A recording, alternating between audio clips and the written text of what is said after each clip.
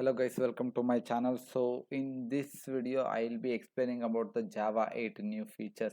So I'll create a playlist for this Java 8 new features and I'll add all the videos related to the Java 8. Okay, so let's try to understand what are all the features that was introduced in Java 8. So the features include Lambda expressions, functional interfaces, default and static methods, predefined functional interfaces.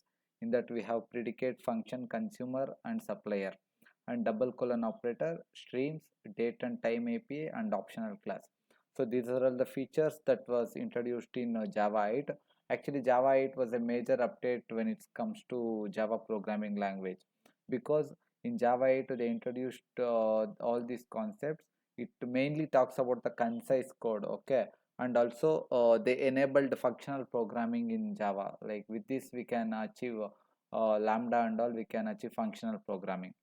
So let's take this topic one by one and let's try to understand what it is. So first we will learn about Lambda expressions. So basically what is Lambda expressions? Lambda expressions is nothing but it's an anonymous function. Anonymous means it's does not have any name, and it does not have any return type, and it does not have any modifier. And the main objective of this Lambda expression is to bring the benefits of functional programming in Java, because other languages have started introducing functional programming, Python and all. So that's why Java also introduced functional programming. So let's try to see one example how the Lambda expression looks like. For example, we have a method that is public void m1 method, and it has the one statement, that is the print statement hello. So if you want to convert this statement into Lambda expressions, this statement, if you want to convert it into Lambda expressions, what you can do is public void m1. I am removing public because Lambda expression does not have a modifier, so I am removing public, and I am removing void because the Lambda expression does not have any return type. And also I am removing the m1 method name m1. Why? Because Lambda expression does not have any name, so I am taking only the parenthesis. And this arrow mark, this symbol is the symbol of Lambda expressions. I am using that, and I am writing SOP of hello.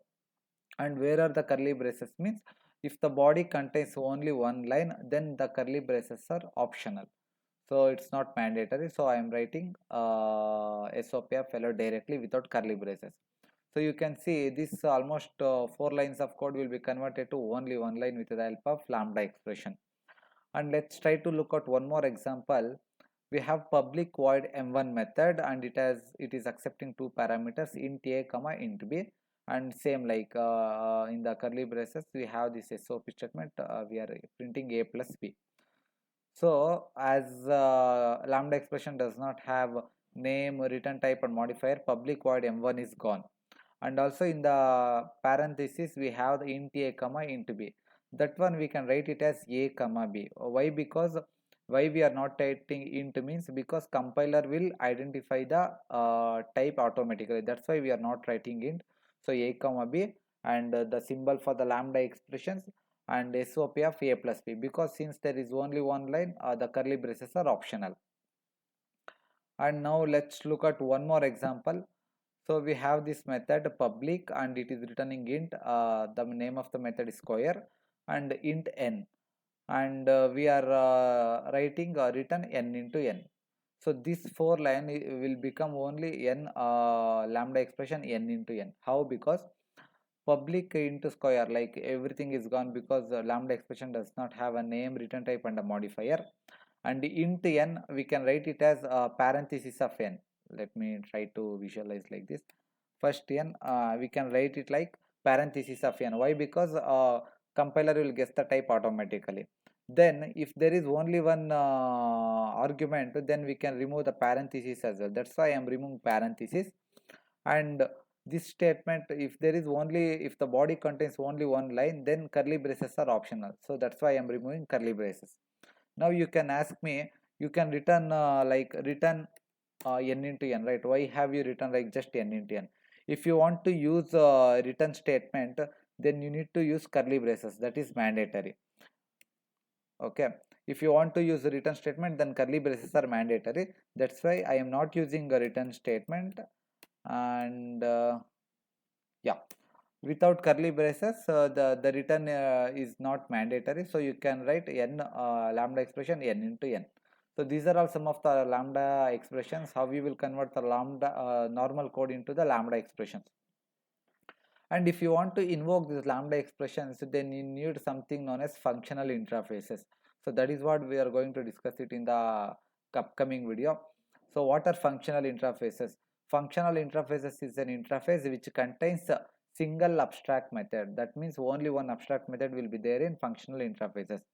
If I want to give some examples, then we have runnable, comparator, comparable, callable. All these are functional interfaces. Why? Because runnable has only one method, that is run method.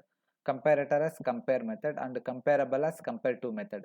In the same way, callable has call method. So all this contains a single abstract method. That is why we call it as functional interfaces. And if you want to invoke these lambda expressions, then you need to go for functional interfaces. So I'll give you one example. So runnable is a functional interface, right? So how are you writing this code before Java 8 or before Lambda expressions? Runnable R is equal to new runnable, and runnable has run method. And how are you overriding it? Like you need to write to override annotation and public void run, and you are writing system.out.println. So this is the code. And when Java lambda expressions was introduced, how we can write this code? Runnable R is equal to, so new runnable, so everything runnable R, and this public void run you can remove completely, because lambda expression does not have a return type, modifier, and the name. So you can write this one, the parenthesis, basically this one which I am highlighting.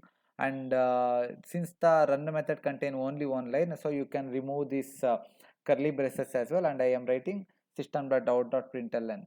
So you can see this almost 5 lines of code will be converted to one line. So this is known as concise code. That is what that was introduced in lambda expressions in Java 8. So I think that's all for this video. So if you have any questions, please type it in the comment section, and thank you so much for watching.